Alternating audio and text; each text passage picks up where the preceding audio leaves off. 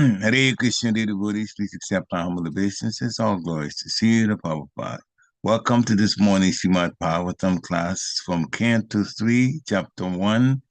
And this morning we're doing text 18. We're fortunate to have His Grace Visnugada Prabhu from his camp, Philadelphia, to give a class. Hare Krishna, Prabhu, please accept my humble obeisances. Mine, All glories to the Prabhupada. Vancha kalpatarubhyascha kripa sindhubhyevacha patitanam pavanebhyo vaishnavebhyo namo namaha. Hare Krishna. Just a comment before starting. You played the that recording of Srila Prabhupada chanting Hare Krishna. I don't know if you noticed what tune he chanted. Yeah. What tune was that? Do you want me to sing it? No, what the name of that tune? Oh, I don't know the name. That's the morning tune. Hare Krishna. So, and if you notice, there was lots of devotees there chanting, and this was in the early days, probably. Although they don't have an identification of the time or date of the recordings, most of those recordings were done in like 67, 68 on Prabhupada chanting Hare Krishna. So it sounds very enthusiastic. I like that. Yes. So as soon as I heard it, I'm using. My take is that this is probably in the evening time, not in the morning time. So even though we call it the morning tune, it's not exclusive for the morning. I see. Some devotees say, no, you can only chant it in the morning. This is evidence that you can chant it anytime, but especially in the morning. Do you follow? Yeah.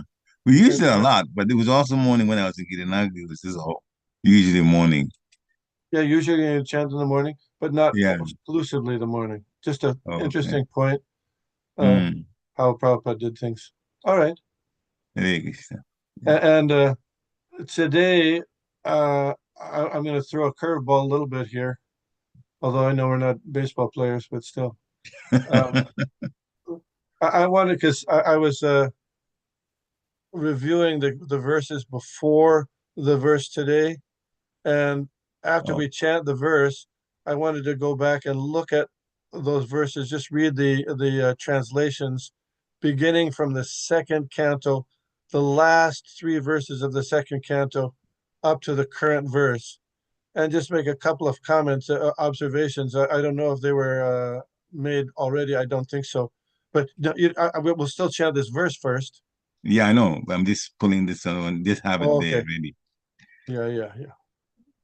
The last verse can't. So that's chapter 10. Last 3 verses of that chapter. Yeah. Of chapter 10. Yeah. Which is okay. Good. All right. So I can scroll to it right away. Okay. Yeah. Jaya Radha Madhava Kunja Bihari. Jaya Radha Madhava Kunja Bihari. And I encourage devotees who are able to unmute themselves so we can. So me and Parikshit Prabhu are chanting back and forth. That's very nice. But if you'd like to join in, you are welcome to have this Sankirtan in the morning. Jai Radha Madhava Kunja Bihari. Jaya Radha Kunja Bihari. Gopi Jana Vallabha Giri Varadhari. Gopi Jana Vallabha Giri Varadhari. Gopi Jana Vallabha Giri Varadhari. Jaya Gopi Jana Vallabha Giri Varadhari. Yashodanandana Brajajana Ranjana Kishodanandana Rajajana Ranjana Yashodanandana Brajajana Ranjana Kishodanandana Rajajana Ranjana Yamuna Tira Bonachari Jamunatira Vanachari Yamuna Tira Bonachari Jamunatira Vanachari Jai Radha Madhava Kunja Bihari Jaya Radha Madhava Kunya Bihari Jai Radha Madhava Kunja Bihari Jaya Radha Madhava Kunya Bihari Jai Om Vishnu Pad Paramahansa Parivrajakacarya Ashtottara Sutta Shri Srimad His Divine Grace A.C. Bhaktivedanta Swami Maharaj Prabhupada Ki Jai Jai Ananta Koti Vaishnav Vrinda Ki Jai Jai ISKCON Founder Acharya Srila Prabhupada Ki Jai Jai Namacharya Srila Haridas Thakur Ki Jai Jai Prem se kaho Shri Krishna Chaitanya Prabhu Nityananda Shri Advait Gadadhar Shivasadi Gaur Bhaktivinoda Ki Jai Jai Shri Shri Radha Krishna Gopal Gopinath Shyam Kund Radha Kund Giri Govardhan Ki Jai Jai Vrindavan Dham Ki Jai Jai Navadvip Mayapur Dham Ki Jai Jai Ganga Mai Ki Jai Jai Yamuna Mai Ki Jai Jai Tulsi Devi Ki Jai Jai Bhakti Devi Ki Jai Jai Samaveta Bhaktivinoda Ki Jai Jai Gaur Premanande Hari Hari Bo Glories to the assembled devotees. Hare Krishna All glories to the assembled devotees. Hare Krishna All glories to the assembled devotees. Hare Krishna All glory to Shri Guru and Shri Gauranga Hari Hari Bo. Nama Om Vishnu Padaya Krishna Prishtaya Bhutale Srimate Bhakti Vedanta Shami Namane. Namaste Saraswate Deve Gauravani Pacharine Nirvisheshunyavadi Paschati Dishatarine. Om Namo Bhagavate Vasudevaya. Om Namo Bhagavate Vasudevaya Om Namo Bhagavate Vasudevaya. Om Namo Bhagavate Vasudevaya Om Namo Bhagavate Vasudevaya. Om Namo Bhagavate Vasudevaya. We are reading and discussing Srimad Bhagavatam, Canto 3, Chapter 1, text number 18. Pureṣu puṇyopavanādri-kuñjeṣv apaṅka-toyeṣu sarit-saraḥsu ananta-liṅgaiḥ samalaṅkṛteṣu cacāra tīrthāyataneṣv ananyaḥ. Pureṣu puṇyopavanādri-kuñjeṣv apaṅka-toyeṣu sarit-saraḥsu ananta-liṅgaiḥ samalaṅkṛteṣu cacāra tīrthāyataneṣv ananyaḥ.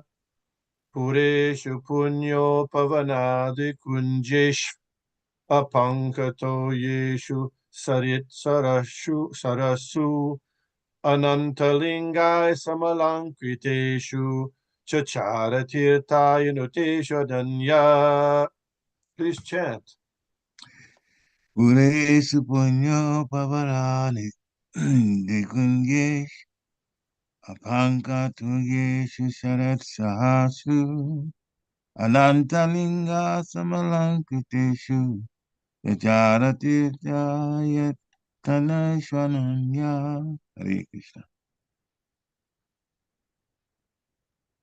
Hare Krishna. pureṣu puṇyopavanādri-kuñjeṣv apaṅka-toyeṣu sarit-saraḥsu ananta-liṅgaiḥ samalaṅkṛteṣu cacāra tīrthāyataneṣv ananyaḥ. Anyone else like to chant? No?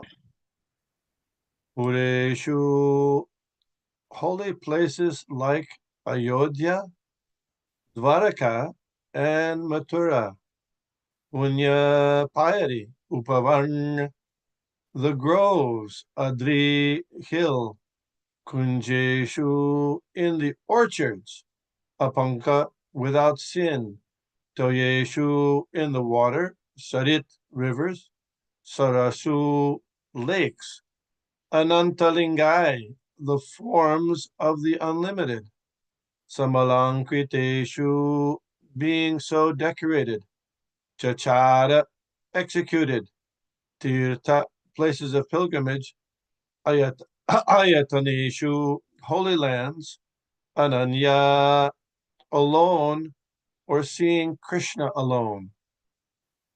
Translation. He began to travel alone, thinking only of Kṛṣṇa, through various holy places like Ayodhyā, Dvārakā, and Mathurā. He traveled where the grove, hill, orchard, river, and lake are all pure and sinless, and where the forms of the unlimited decorate the temples. Thus he performed the pilgrim's progress. Purport. These archa forms of the Lord may be considered idols by the atheists, but that does not matter for persons like Vidura or his many other servants, Capital H on the his. The forms of the Lord are mentioned here as ananta-liṅgaiḥ. Such forms of the Lord have unlimited potency, the same as that of the Lord himself. There is no difference between the potencies of the archa and those of the personal forms of the Lord.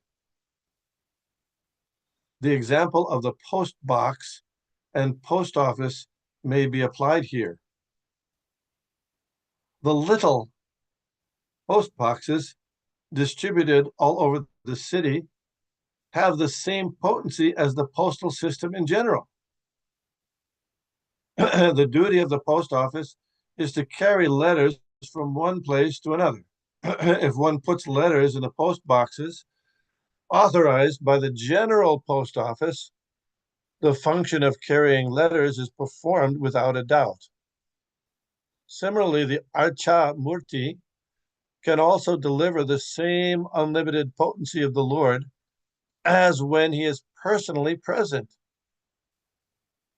Vidura therefore could see nothing but Kṛṣṇa in the different archa forms, and ultimately he was able to realize Kṛṣṇa alone and nothing else. Om Ajnana Timirandhasya Jnananjana Shalakaya Chakshurunmilitam Jena Tasmai Shri Gurave Namah Shri Chaitanya Manobhishtam Stapitam Jena Bhutale Shayam Rupakatamayam Dadati Shapandatikam Jai Shri Kṛṣṇa Chaitanya Prabhu Nityananda Shri Advait Gadadhar Shivasari Gaur Bhaktivinoda Hare Kṛṣṇa Krishna Krishna Hare Hare Hare Rama Rama Rama Hare Hare. Thank you.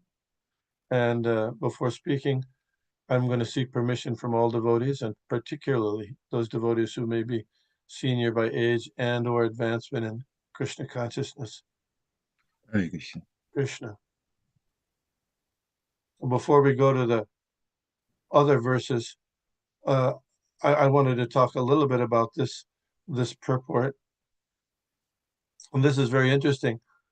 Srila Prabhupada, in the first sentence, talks about how atheists consider the form of the Lord to be considered to be idols. So that's a very specific statement. So people who consider the form of the Lord to be idols, they're atheists. Wow. Of course, within Western civilization, there's quite a bit of propaganda about the negative connotations related to idol worship or idolatry. But Srila Prabhupada differentiates here, and in many places he differentiates between the graven image and a deity form of the Lord. I think I mentioned in this forum before that Srila Prabhupada would often talk when differentiating the deity form and just any graven image. He would say that image means by imagination. So I had some doubts about that for some time. But then when I looked it up in the dictionary, they have in a dictionary, they have a usually a first definition and a second definition. So in the definition of image, the second definition was something conjured by imagination. And these deity forms are not made by imagination, but they're fashioned exactly according to the directions of the scriptures. And those descriptions are given, authorized descriptions, are not by imagination, but they're coming down in disciplic succession from the Lord himself. So for example, Venum kvanantamaravindalayatакṣam barhavatam samasitam buddha sundarangam kandarpakoti kamaniya vishesha shobham. The descriptions of the Lord are that he's Venum kvanantam, means he's playing his flute. He plays a flute. So we have the deity of Kṛṣṇa playing his flute. Aravinda dalayatакṣam, and his eyes are like blooming lotus flowers or petals of a blooming lotus flower, very full. Bharavatam samasitam buddha sundarangam, and his transcendental form is the color of rain clouds. Kandarpakoti kamaniya vishesha shobham, and his beauty is so much that it's dazzling millions of cupids. Govindamadi puruṣam tamaham bhajami. I worship that Lord Govinda. So then Lord Brahma goes on to describe Alola Chandrikala Sad, and then Shyamang Tribang Lalitam, threefold bending form, and etc. He describes it. So it's very detailed description of the Lord's form. And by concentrating and appreciating the Lord's form, one makes spiritual progress. By serving the Lord's form, one makes spiritual progress. So Srila Prabhupada is equating those who reject the Lord's form, specifically in the archa form, as being atheists. Another category of persons that Srila Prabhupada often labels as atheists are those who are impersonalists. Those people who believe that Lord has no form. So although somebody could argue that, well, the impersonalists, they accept some idea of God, the Brahma Jyoti, the all-pervading aspect of God. So in some sense, they could be considered theists, but they're considered atheists by Lord Chaitanya and Srila Prabhupada because they deny and reject the personality and the form of God. This is a very important point. So people will argue that how is it that God, the supreme being who is beyond all limitations, can be limited to a form? But the answer is, even though he has form, that form is not limited. Therefore, Lord Brahma says, Advaitam Achyutam Anadim Ananta-rupam. His rupam, his form, he has unlimited forms, and his form is unlimited. That means he can be in one place and be everywhere at the same time. This is something that's mind-boggling to us who have a material concept of God. So, for example, Srila Prabhupada gives the example of the post box and the post office.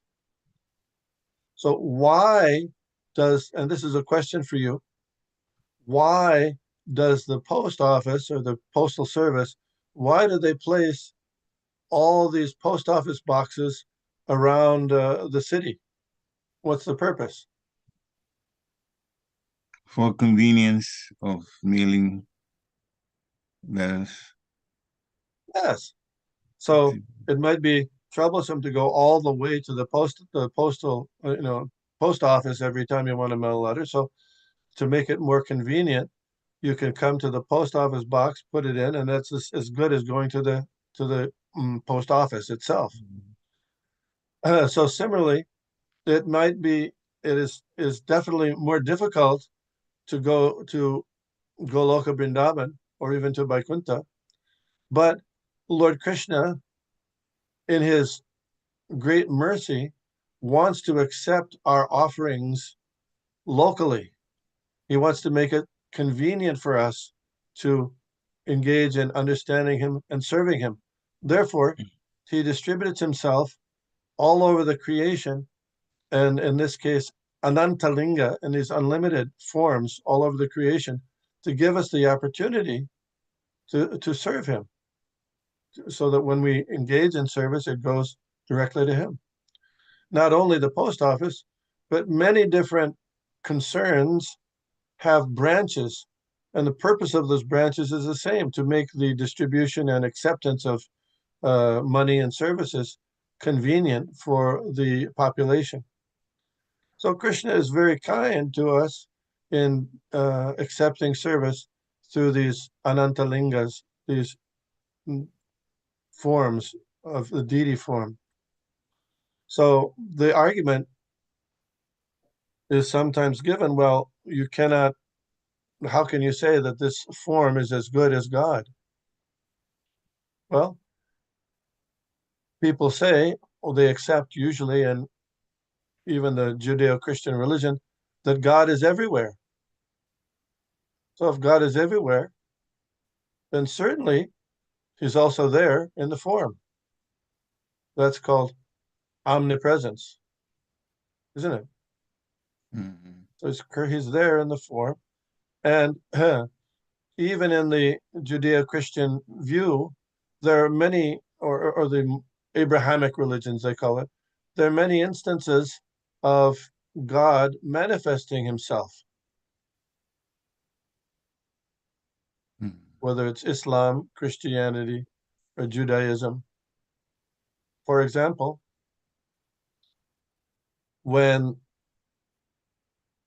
Moses went up on Mount Sinai to get the 10 Commandments, I was looking at this yesterday, that he saw God manifested how?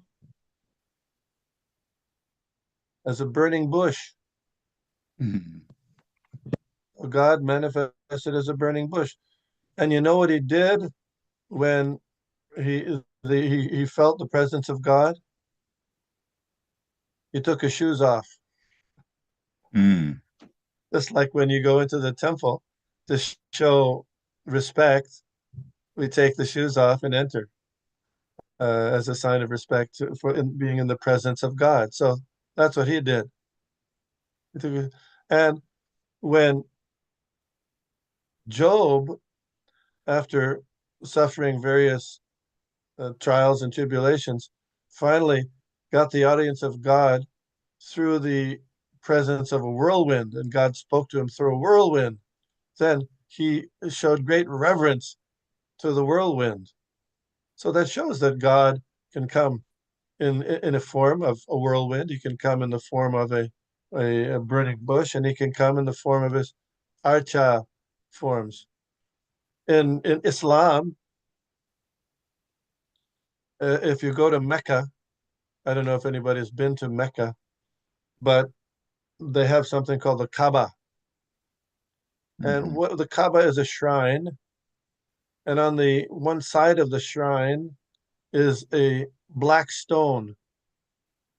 And the history of that black stone is that they say that it was given by God to Adam, that if he when he left paradise, with the instruction that if he worships and not worship, but shows respect to that stone, then he'll be purified and be able to remember God. So anyway, that stone was passed down through generations. Finally, it arrived with Abraham, and then Abraham built that shrine and installed the stone there, which is on the left corner of the shrine. And now it's gilded in silver. And when Muslims go on Hajj, their pilgrimage to Mecca, they circumambulate that shrine with the stone there.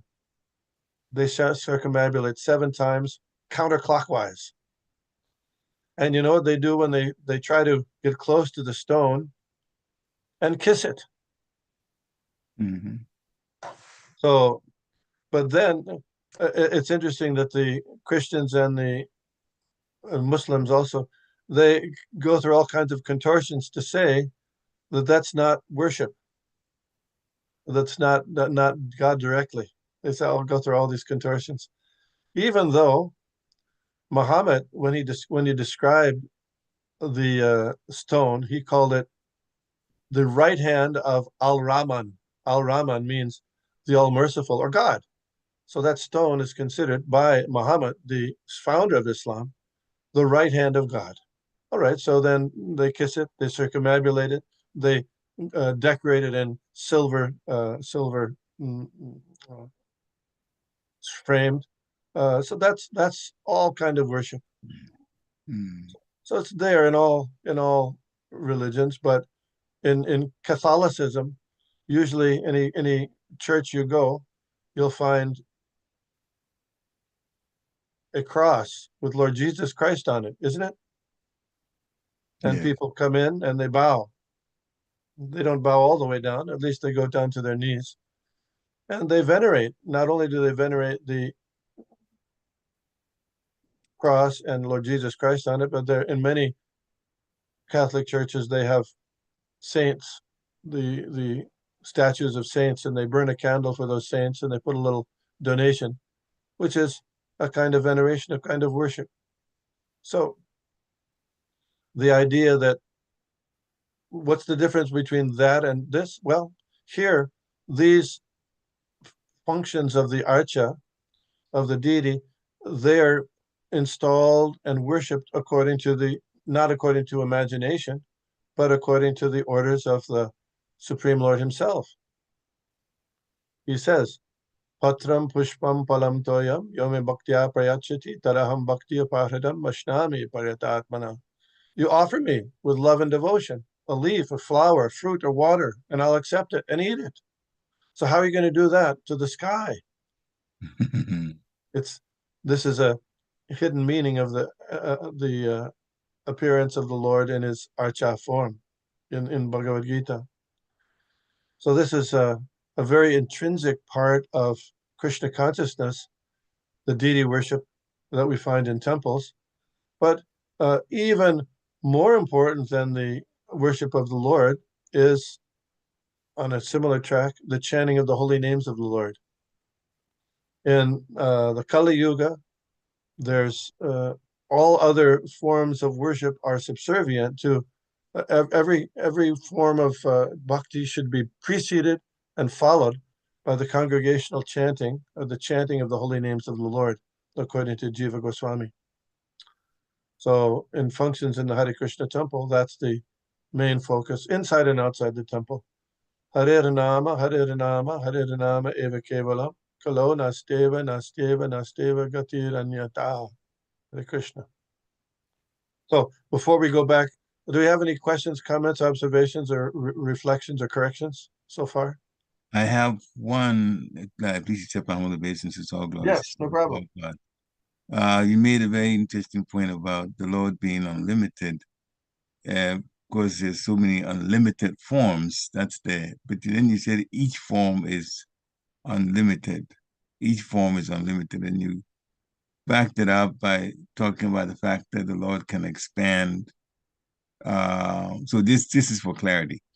You can expand, one form can expand to so many. So then I was thinking, oh yes, when he's having his rasa dance, sometimes in the middle of rasa dance, he just dances with each gopi, he expands himself to as many gopis as there are. So that would explain Yes, why one form can be unlimited. Yes. So yeah, because we have in the material world, our conception of a form is limited to time and place and abilities. But Lord Krishna's forms, he expands himself, as you mentioned, with all the gopis. When he married 16,108 wives, he expanded himself to be with each of those wives, so he wasn't restricted. And he's expanded himself into the hearts of every living entity, and he's expanded even within the atoms and between the atoms. So his form is mind-boggling. But he's very kind to show us his form as the Archa form, because right now we're not purified enough, or we're not advanced enough to see his form there within the heart of every living entity, even though we're explained to us. So he takes a form that we can see to get so that we can practice the procedures of devotional service, offering food, chanting, bowing down, worshiping deity, bathing, etc. Thanks for the question, Parikshit Prabhu. Hare Krishna. Thank you. What'd you think about those? I was reading about the Kaaba, and even though Muhammad said it is the right hand of God, the black stone, the right hand of God, still Muslims they bend over backwards and say, but it's not worship, because they're so much against worship of forms. Although in the early part of Islam, according to some research done by my godbrother Satyaraj, there was a whole branch of Islam that accepted the God having a form, although that branch died out. So it became more the current form of Islam. Usually you'll see decorations, but the decorations are all writing. And you could say, well, writing is also form. Yes, it is. But they don't like to have a form of a body. So that's when the Muslims invaded India. They thought that all the forms of the deities were heresy or idolatry and smashed them. And an interesting thing also happened, similar thing happened in Christianity between the Catholic Church and the Protestant Church in the 16th century. You might know that there was iconoclast. Iconoclast means there were people who are against all forms of representations of God and saints. And so they were the Calvinists mostly. And they would go into Catholic churches and in France, Switzerland, other places, and smash all the idols, all the forms of saints and of Jesus on the cross and everything. It was a big deal. It went on for many, many years. We have one comment, if you don't mind. What's that? I have one comment also. Please, please. So some of the Christians are struggling with the idea of looking at the deity of the Lord as the Lord, or the fact that we have deities at all, because of the first of the 10 commandments that says the first one is, I am the Lord thy God, thou shalt not have any other gods before me. So when they see deities, they think in terms of idols, and they say, well, we're not supposed to have any idols before God. So then they want to reject the deity because they're not quite sure that this is the Lord himself in the deity form. Maybe one issue. Yeah, so so what, is that a question or just a comment? That's a comment. That's a comment. Yes. Yeah, that's why. So if you look on of course, even the internet is probably dominated more by Western ideas. You look for you can do a search for the form of God, and you'll see a man often sitting on a throne, and his face is just shiny. You know, it looks like the sun. So they have a form. They have a form. And then there are various biblical passages. And of course, I'm not, and we're not experts on the Bible, but even within their own circles, there's some stanzas in the Bible that say that nobody can see the face of God. Another one says that you can see the face, or the people have seen the face of God. So that God has a face means he has a form. But this is generally, people are confused about this idea. So one can ask, well, does God have a form? And then what form does he have? Usually, Srila Prabhupada would often say, well, you don't know the form of God. Here it is. Here's Kṛṣṇa. This is if you don't have your form of God, here's accept our form of God. Anyway, you're correct that the people are shaken, skeptical about forms. Therefore, in different branches of, like in the Sikh part of the Sikhs were Hindus, but because they were involved primarily with Islam, they were protecting India against the Islamic invaders. They made a kind of a compromise because they worship the Granth Sahib, which is a book, instead of the idols or the deities of God. They kind of made that compromise. You follow? Yeah. Okay. Anyway, if we have time, we can go back now, unless there's other comments or questions. So that part. It was just in coming to this verse in the Srimad Bhagavatam, I wanted to get a background. So I went back to the last few verses of Canto 2. And I thought we could read them. And so you'll see in Canto 2, in the last chapter, what is Suta Goswami, he's explaining what Shukadeva Goswami is saying to Parikshit Maharaj. And here, you'll see, O king, I'll explain the measurement of time and gross and subtle features with specific symptoms of each. But for in the present, let me explain to you the Padma Kalpa.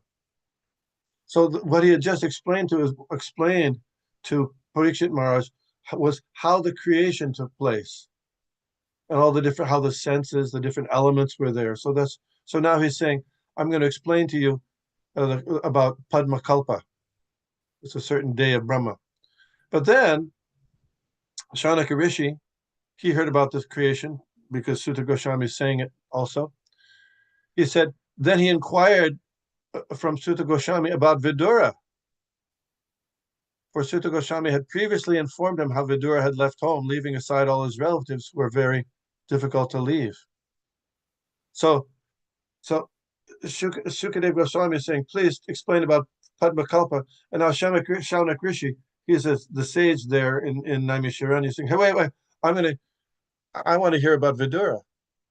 It seems like, to me, he's changing the subject, isn't it? Isn't it? You follow? Sukadeva Goswami is saying, I'm gonna let me explain about the Padmakalpa. But then Shonaka says, no, let's hear about Vidura. Isn't it? Yeah. So please let us know what topics were discussed between Vidura and Maitreya, who talked on transcendental subjects, and what was inquired by Vidura and replied by Maitreya. Also, please let us know the reason for Vidura's giving up the connection of his family members and why he again came home. Please let us know the activities of Vidura while he was on the places of pilgrimage. Oh, so when did Sukadeva Goswami, when were these topics described of Vidura leaving home? They were way back in the first canto. Way back there. So this is very interesting. Let's go back there. I shall now explain to you the very subjects explained by the great sage, that's Sukadeva Goswami, to Parikshit's inquiries. Please hear them attentively. Next. Okay.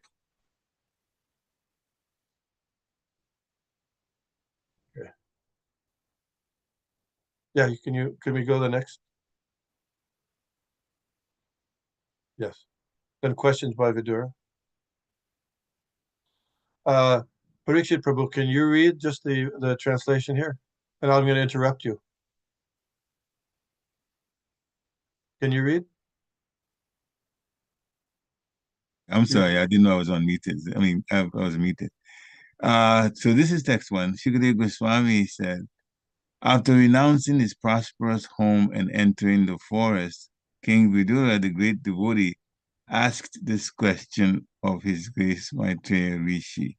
Okay, one thing is, in the purport, we don't have to read the purport, but Srila Prabhupada talks about how the house of the Pandavas, no, it's the next one. Sorry, go ahead. Read the next one. Next two. What else is there to say about the residential house of the Pandavas? Sri Kṛṣṇa, the Lord of everything, acted as your minister. He used to enter that house as if it were his own, and he did not take any care of Duryodhana's house. So the purport here, Srila Prabhupada describes how the house of the Pandavas was as good as the Holy Land, like Vrindavan, because the Pandavas were always there. Of course, at this time, when Vidura left the palace, the Pandavas hadn't been there for 13 years, isn't it? You follow? Yeah. They had been gone for 13 years. They'd been gone for 13 years. So it's very interesting. It's considered a wonderful place of pilgrimage, even though it had been vacated by the Pandavas for some time. Then the question arises here: the Lord of everything acted as your minister. Who's the your?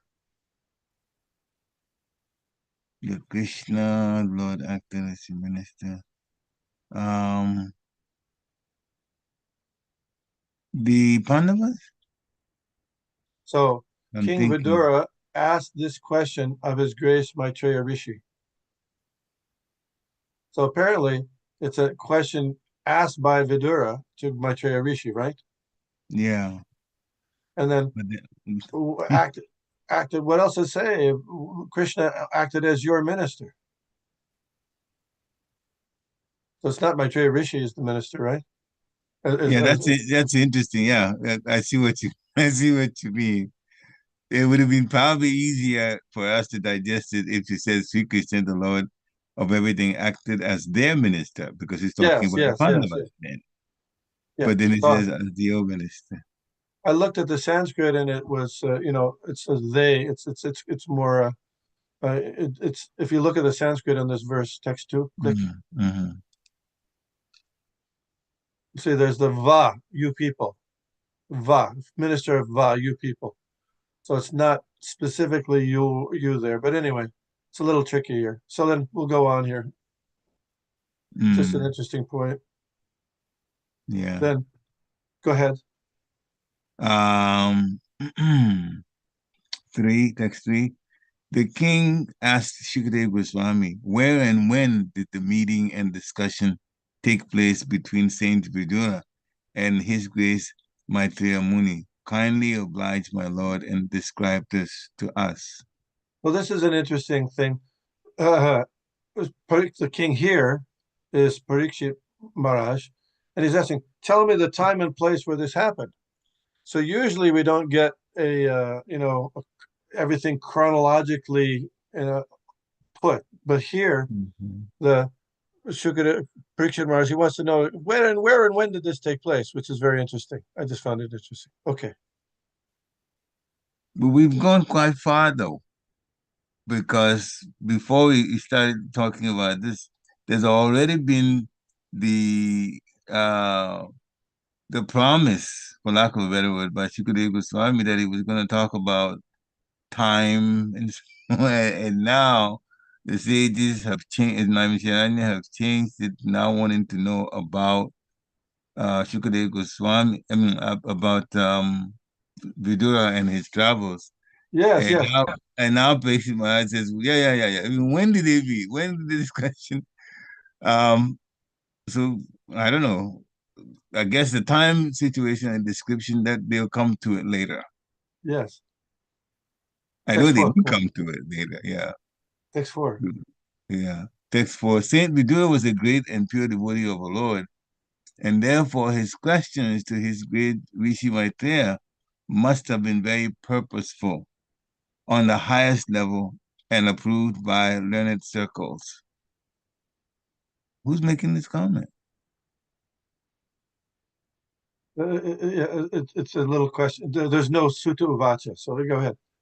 Here, the next one. Now it says, okay. Text 5. Srishita Goswami said, the great sage Shukadeva Goswami was highly experienced and was pleased with the king. Thus, being questioned by the king, he said to him, please hear these topics attentively. Now, in the purports of these verses, Srila Prabhupada said, if you want to understanding spiritual knowledge, you find somebody who's spiritually advanced, just like Kṛṣṇa and Arjuna. They the spiritual knowledge between the Lord and his elevated devotee, you get a high level of understanding and quality of talk. So here, Vidura was kicked out of the palace, isn't it? Yeah. So he was kicked out of the palace. And so even though he was kicked out of the palace, he could have said to Maitreya, listen, tell me how badly I was treated by Duryodhana and Dvārakā. But he doesn't say that. You follow? He's give me spiritual knowledge. Give me spiritual knowledge. And when Kṛṣṇa and Arjuna are speaking on the battlefield of Kurukshetra, Arjuna could have said, these Kauravas, they really treated me bad. They did all these things. But no, what's the level of spiritual? They don't talk about that. They talk about spiritual understanding. It could have been they talked about their troubles, but they don't, isn't it? I find that interesting. Yeah. Only Kunti made a comment of it later, way later, after the war. Yes. We tend to, if we're mistreated, we tend to focus on those things. At least I do. But Kṛṣṇa and his elevated devotees like Vidura and Arjuna, no, they're not affected by it, and they want to go right for the spiritual knowledge. Okay, text 6. Sri Shukadeva Goswami said, King Dhritarashtra became blind under the influence of impious desires to nourish his dishonest sons, and thus he set fire to the lacquer house to burn his fatherless nephews, the Pandavas. Now, this is a very interesting shloka. How did he become blind, King Dhritarashtra? Because he was so attached to his sons. Oh, okay. And also I thought he was born blind. Wasn't he born blind? yeah, but this is mental blindness. Okay, Not okay. physical blindness. So this is okay. This is interesting, isn't it? He was born blind, but still he became blind. He could have had vision, but he didn't because he was too attached with them. And then, what does it say? Who does it say set fire to the house? That's an interesting one because the blame is put on Dhritarashtra. Yes, yes. Even though he didn't do it personally, but because he was too attached to the his son's wishes, and he had his own personal ambition, he's being the one responsible for the conspiracy here.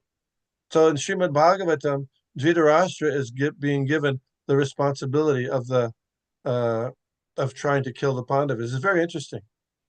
And you'll hear speakers on the Mahabharata give Dhritarashtra a pass because he was, blind and his son did all. But here in Srimad Bhagavatam, Dhritarashtra is given responsibility, and it's not just in this sloka, but you'll find it again. So somebody who's the king, who's the responsible party, even those people who are underlings, what they do, the king gets the responsibility. Yeah, Lord Narayan took responsibility for what the gatekeepers did to Yes. Yeah.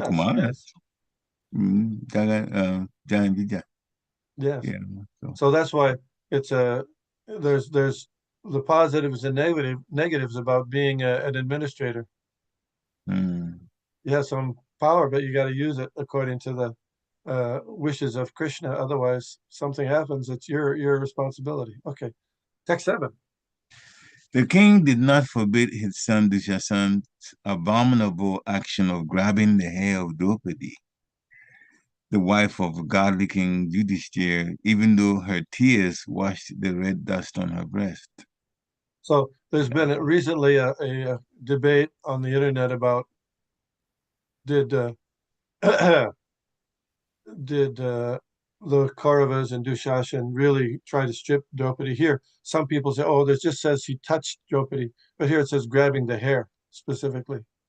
Yeah, okay. In the movie also, that's the way they do it. He grabs his hair. Well, yeah, we don't go so much by movies, but go ahead. No, it's true. Text 8. Yudhishthira, who was born without an enemy, was unfairly defeated in gambling. But because he had taken the vow of truthfulness, he went off to the forest. When he came back in due course and begged the return of his rightful share of the kingdom, he was refused by Dhritarashtra, who was overwhelmed by illusion. So here it says that Dhritarashtra wouldn't give him the kingdom back. You follow? Yeah. Yeah. So the deal was after the dice match, okay, if you lose this dice match, then you got to go 12 years in the forest, and the 13th year will be incognito. And if you do that, then you'll get your kingdom back. But then, even though they did that and they weren't found out, they were refused to get the kingdom. And here it's by Dhritarashtra, not by Duryodhana. Isn't that interesting? Duryodhana was refusing, but Dhritarashtra did not overrule his son. So he is also guilty. Yes. Again, text 9. Lord Kṛṣṇa was sent by Arjuna into the assembly as the spiritual master of the whole world. And although his words were heard by some, like Bhishma, as pure nectar, it was not so for the others who were completely bereft of the last farthing of past pious works. The king, Dhritarashtra or Duryodhana, did not take the words of Lord Kṛṣṇa very seriously. Yes. Text 10. When Vidura was invited by his elder brother Dhritarashtra for consultation, he entered the house and gave instructions which were exactly to the point. His advice is well known, and instructions by Vidura are approved by expert ministers of state. Yes. Text 11. Vidura said, "You must now return the legitimate share to Yudhishthira, who has no enemies and who has been forbearing through untold sufferings due to your offenses.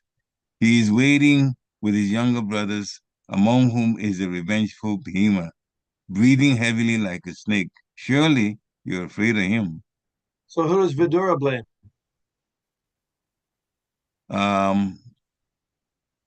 Let me see. Well, he was asking his brother Dhritarashtra to return to legitimacy, meaning Indraprastha, to them, back to Pandavas. And he's been forbearing through untold sufferings due to your offenses. That's Dhritarashtra. Oh, again, yes. Yeah. The plans were made by Shakuni and Duryodhana, but still, Vidura was saying it falls on you, Yudhishthira. I mean, Dhritarashtra, because you're the king. Yes. Hmm. Anyway, I just wanted to go through some of those things. You can keep reading if you want. Yeah. Lord, we're almost 9 o'clock, but just want to let you know about it. But Lord Kṛṣṇa, the personality of Godhead, has accepted the sons of Pritha as his kingsmen, and all the kings of the world are with Lord Kṛṣṇa. He is present in his home with all his family members, the kings and princes of the Yadu dynasty, who have conquered an unlimited number of rulers, and he is their Lord. So Vidura is saying, Lord Krishna is with Arjuna and the Pandavas. You're not going to get away with this. Yeah. And then it tells you are maintaining offense personified Duryodhana as your infallible son. But he's envious of Lord Kṛṣṇa. And because you are thus maintaining a non-devotee of Kṛṣṇa, you are devoid of all auspicious qualities. Relieve yourself of this ill fortune as soon as possible and do good to the whole family. That's what annoyed Duryodhana when he said that. So what do you make of the relieve yourself of this ill fortune? Yeah, again, it falls on him. All of these things that Duryodhana is doing is giving Dhritarashtra a very bad name because he's the king. And so Vidura, well, being Dharmaraj as he is, he says, get rid of him. Second time he's saying get rid of him. First time he was born, he said get rid of him. Now he's saying it again, get rid of him. Okay.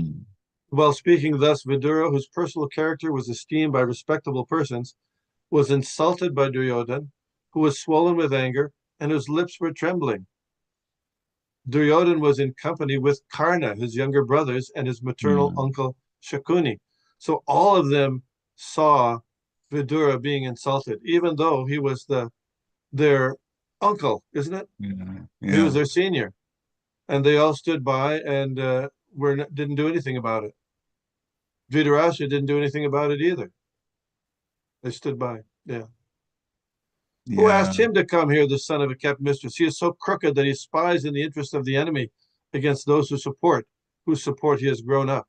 Toss him out of the palace immediately and leave him only with his breath. Thus, being pierced by arrows through his ears and afflicted to the core of his heart, Vidura placed his bow on the door and quit his brother's palace. He was not sorry, for he considered the acts of the external energy to be supreme. Krishna's arrangement through the external energy. So by his piety, Vidura achieved the advantages of the pious Kauravas. After leaving Hastinapur, he took shelter of many places of pilgrimage, which are the Lord's lotus feet. With the desire to gain a high order of pious life, he traveled to holy places where thousands of transcendental forms of the Lord are situated. Okay, I just wanted to bring us up to the current place, because I had a lot of questions coming up to that point, and we addressed a couple of those, but some are still interesting. Hare Krishna. Hare Krishna. Thank you for the analysis. Thank you for a wonderful class and the text that we've gone through and how they relate to the one that we discussed today. Dear devotees, I know we've had some discussions prior to this, but still, you can unmute yourself and ask questions, or if there's some takeaways that you want to stress to us too, that's fine. You certainly can unmute yourself. Any questions or comments? If not, then we'll thank you for coming and also for listening, because it makes it very interesting. Satsanga is always welcome.